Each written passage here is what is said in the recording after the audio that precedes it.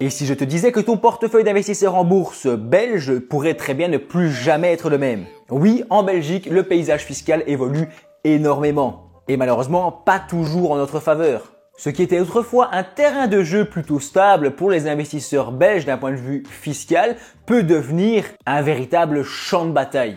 Champ de bataille fiscal. Pourquoi? Eh bien parce qu'on parle de plusieurs réformes qui pourraient tout changer, dont une principale qui a attiré mon attention. Ça reste au stade de rumeur pour l'instant, je ne veux pas non plus faire paniquer les gens, mais on parle d'une TOB à 1,5% sur tous les produits en bourse. Si tu as déjà vu mes anciennes vidéos, tu sais qu'il y a des taux de TOB à 1,32 pour certains ETF capitalisants, à 0,35 pour les actions et à 0,12 pour les obligations et certains ETF également, qu'on arrive d'ailleurs à déceler. Il y a pas mal d'ETF à 0,12, ça c'est plutôt savoureux. Mais malheureusement, ça pourrait bien prendre fin et ce serait un peu une catastrophe pour nous investisseurs puisque dans le cas d'un ETF capitalisant qui réinvestit les dividendes et qui est 100% action, etc. J'ai déjà expliqué ça sur la chaîne. On est en bon père de famille, on achète notre ETF, on le vend dans 5 ans, dans 10 ans. Il n'y a pas de taxe sur la plus-value. On est super bien à du 0,12%. Imagine que après 20 ans, 30 ans, tu as 100 000 euros. Si tu les revends, tu vends ton ETF, tu payes 0,12% de taxe, c'est-à-dire 120 euros. C'est rien du tout. Alors que si tu as une TOB à 1,5, on parlerait de 1500 euros de taxes, fois 15 presque. C'est énorme, ça ferait super mal. Ça simplifierait le système, ça c'est l'avantage. Puisque la TOB c'est compliqué, j'ai déjà fait des tutos dessus, c'est un peu compliqué à comprendre, mais ça simplifierait le système de mettre tout à 1,5, mais ça ferait aussi très mal aux investisseurs belges. Il y a quelques bonnes nouvelles pour cette vidéo. La première, c'est que dans mon petite expérience de particulier, je mets toujours mes disclaimers, aucune recommandation d'achat ou de vente, aucun conseil d'investissement, d'accord? Chacun est responsable de ses propres déclarations d'impôts, chacun est responsable de ses recherches et de ses choix. Moi, je te partage des avis, je suis pas infaillible, j'ai jamais dit que j'étais le meilleur, d'accord? Loin de là, mais j'essaie d'agir à mon échelle pour l'éducation financière des Belges. Donc, prends bien ça en compte, n'est-ce pas? Et on reste sur une vidéo YouTube de divertissement. Ceci étant dit, de ma petite expérience de particulier, les nouvelles réglementations sont rarement rétroactives en Belgique. Ça veut dire qu'il y a eu plein de nouvelles réglementations et elles n'étaient pas rétroactives sur le passé. Ça veut dire que si tu avais investi dans des ETF avant 2018 par exemple, on va en parler dans un instant, eh bien la nouvelle législation ne s'appliquait pas. Donc ça peut être pas mal à savoir, c'est pas certain encore une fois, moi j'en sais rien, mais si c'est pas rétroactif, ça peut être plutôt intéressant pour nos investissements passés. Attention que ça ne s'arrête pas là, j'ai plein de choses à t'expliquer dans cette vidéo, plein de réformes fiscales qui sont passées dans le passé et qui risquent d'arriver dans le futur. Que va devenir le paysage fiscal de la Belgique dans le futur? Qu'est-ce qu'on nous réserve? À quelle sauce va-t-on être mangé? Je t'explique tout ça dans cette vidéo. Pour ce faire, revenons un petit peu en arrière en 2018. J'avais à peu près 26 ans en fait, je travaillais déjà, j'investissais déjà en bourse un petit peu, c'était mes débuts. Ce que je trouve tard d'ailleurs, 26 ans, tu pourrais commencer beaucoup plus tôt, à ton rythme évidemment, enfin bref, ça n'a rien à voir avec le débat. Mais ce qui est important, c'est que 2018 a vraiment été une année charnière en Belgique. 2018, c'est la tempête.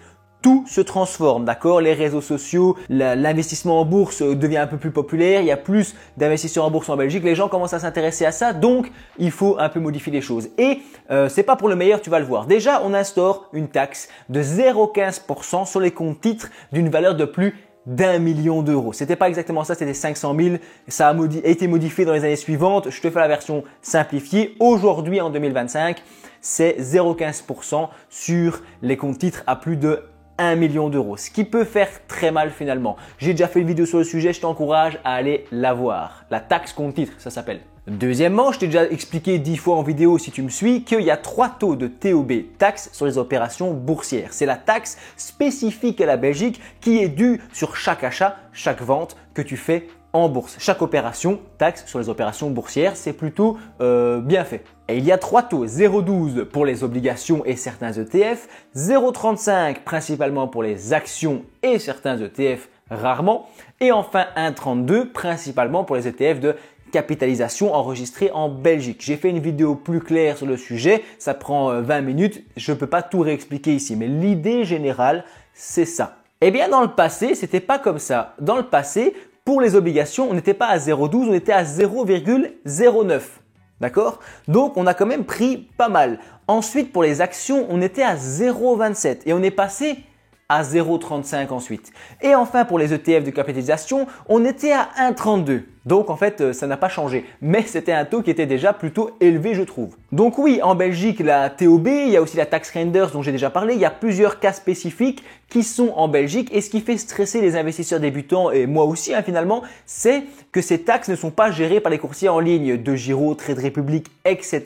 Ils gèrent pas forcément tous les cas spécifiques en Belgique. Et en Belgique, comme ailleurs en général je pense, tu es responsable de ta déclaration d'impôt. Donc s'il y a des erreurs volontaires ou non, tu en subis des conséquences. On peut ajouter plein de choses. En 2018, c'était vraiment une année de folie en fait. Il y a eu une réduction de l'épargne exonérée. Je parle bien sûr des intérêts sur l'épargne. Par contre, il y a eu un encouragement pour les investissements en actions directes de sociétés. J'en ai déjà parlé aussi en vidéo. C'est l'exonération sur les premiers 833 € de dividendes touchés par des sociétés. Les dividendes d'ETF ne sont pas éligibles. Attention, j'ai déjà fait une vidéo comme j'ai dit. Et ça, c'est pour motiver les Belges à investir directement dans des sociétés. Donc, c'est plutôt cool de pouvoir exonérer une partie de nos dividendes. Sur 833 € pour les revenus de 2024, tu vas économiser à peu près 250 de tête, il faut calculer. Et c'est plutôt intéressant. Ensuite, on a eu quelques réglementations concernant l'épargne pension en Belgique, ce qui la rendant un petit peu moins intéressante. Il y a aussi eu, très important, la taxe Renders avec un seuil abaissé. Avant, c'était 25% de produits de taux. Donc, si tu investissais dans un ETF, dans un fonds qui investit plus de 25% dans des produits de taux type obligation, dans ce cas-là, tu payais 30% de taxe sur la plus-value d'office sur la partie productive d'intérêt. Ça, c'était la taxe Renders qui a évolué pour devenir une taxe sur les 10% productifs d'intérêt. Donc, si ton fonds investit plus de 10% dans des produits de taux, tu es taxé. Et dans certains cas, sur la totalité du fonds. J'ai fait une vidéo spéciale sur la taxe Renders. Tu peux aller la voir, ce sera plus simple. En fait, abonne-toi parce qu'il y a 40 000 trucs à aller voir. Je ne peux pas tout répéter à chaque fois. Et il n'y a pas non plus 40 000 créateurs de contenu sur la finance en Belgique. Donc, tu peux aussi partager les vidéos, ça fait plaisir. Bref, tu l'as compris, le plus grave dans cette vidéo, c'est de parler de la TOB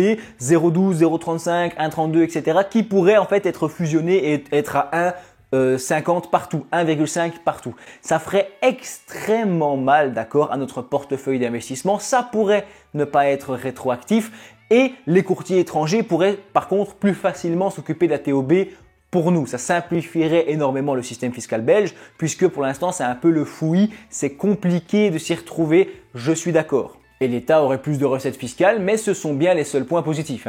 J'insiste aussi encore une fois qu'on en est qu'au stade de rumeur, mais je veux que les gens qui sont abonnés à cette chaîne soient des investisseurs autonomes. Ça va, je donne des pistes de réflexion, je donne des idées générales, j'essaie de vous aider à apprendre l'investissement en bourse, mais il faut aussi, pourquoi pas consulter un conseiller financier agréé ou un fiscaliste, quelqu'un qui pourra te donner une info sûre. Moi, j'essaie de donner des idées générales. Chacun doit ensuite devenir autonome, rechercher lui-même et comprendre l'investissement en bourse, surtout en Belgique, puisque notre petit pays a plein de spécificités qui ne sont pas gérées par les courtiers populaires en ligne. J'espère quand même que je t'ai appris quelques trucs, que je ne t'ai pas trop fait peur. Pense à t'abonner au passage. Dis-nous ce que tu as pensé de tout ça en commentaire. On peut en discuter. On peut avoir des abonnés modèles qui nous apportent des informations supplémentaires. N'hésite pas à visionner ce contenu qui s'affiche à l'écran et je te dis merci d'avoir regardé ma vidéo jusqu'au bout.